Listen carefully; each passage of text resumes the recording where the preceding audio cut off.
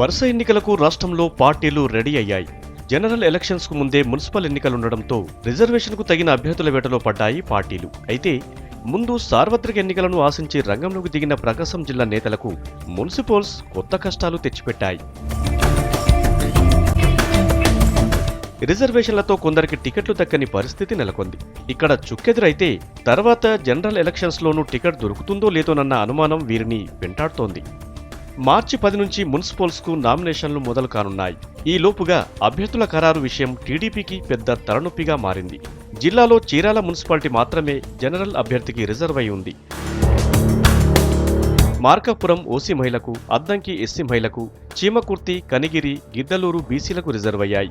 నామినేషన్లకు వారం కూడా గడువు లేకపోవడంతో ఈ స్థానాల్లో అభ్యర్థుల ఎంపిక పార్టీ నాయకులను అయోమయంలోకి నెట్టేసింది.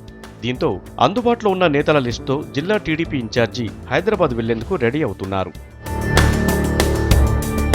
ఇక కాంగ్రెస్ నేతలది మరో రకం ఇబ్బంది. పార్టీలో నాయకులు ఉంటారో బయటికి పోతారో తెలియని పరిస్థితి నెలకొంది.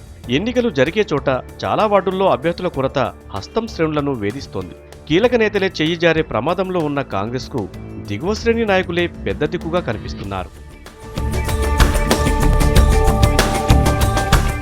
టీడీపీ కాంగ్రెస్ల వైఫల్యాలను క్యాష్ చేసుకునేందుకు వైసీపీ ప్లాన్ చేస్తోంది.